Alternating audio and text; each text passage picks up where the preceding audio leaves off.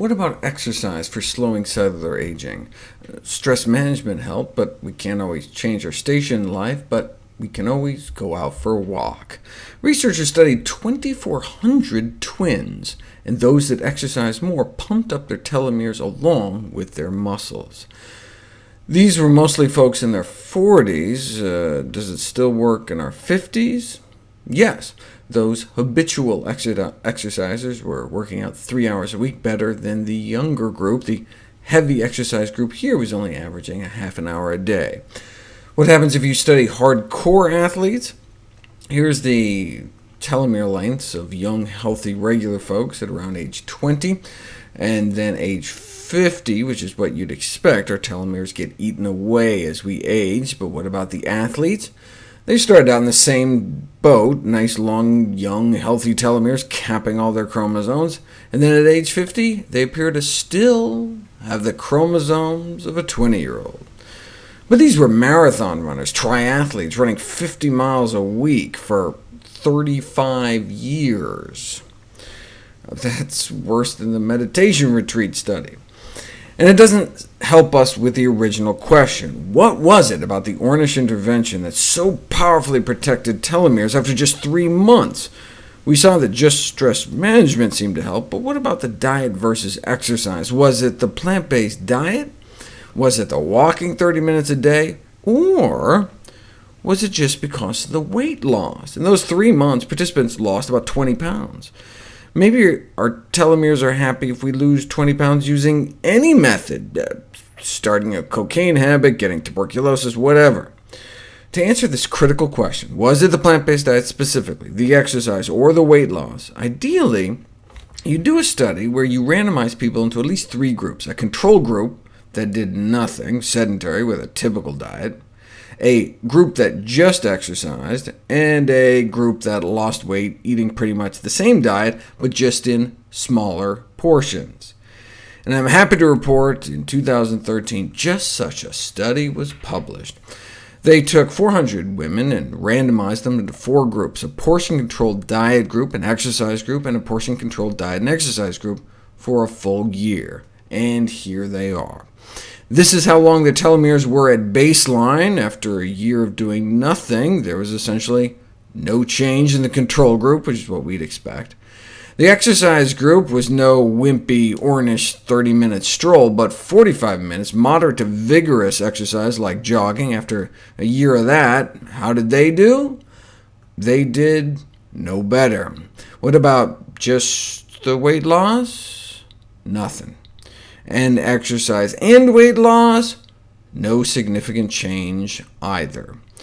So as long as we're eating the same lousy diet, it doesn't appear to matter how small our portions are, or how much weight we lose, or how hard we exercise. After a year, they saw no benefit. Whereas the Ornish group on the plant-based diet lost the same amount of weight after just 3 months, exercising less than half as hard, and saw significant telomere protection.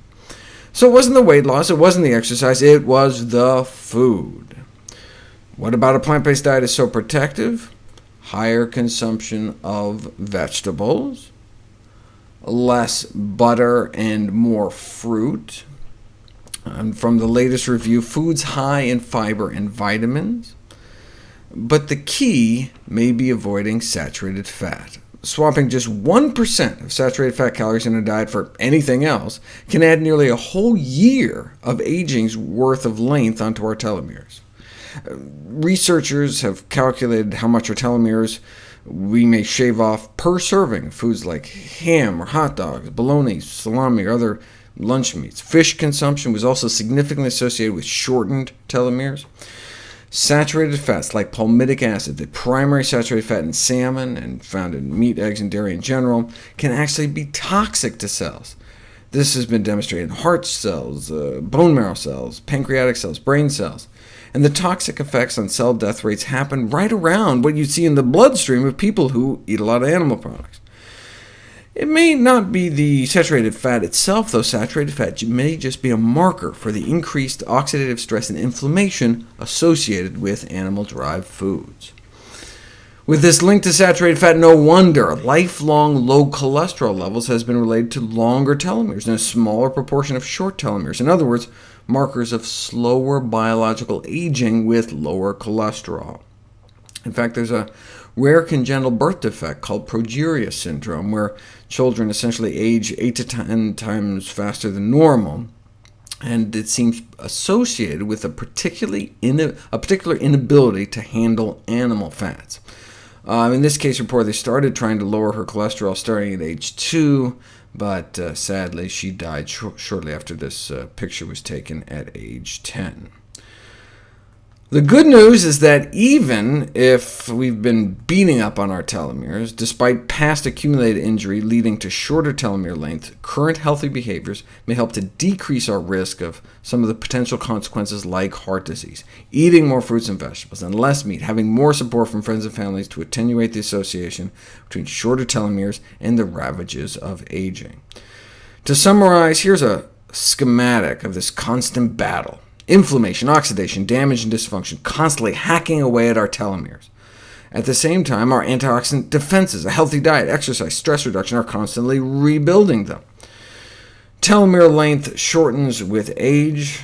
Progressive shortening of our telomeres leads to cell death or transformation into cancer, affecting the health and lifespan of an individual, but the rate at which telomere shortening can be either increased or decreased by specific lifestyle factors.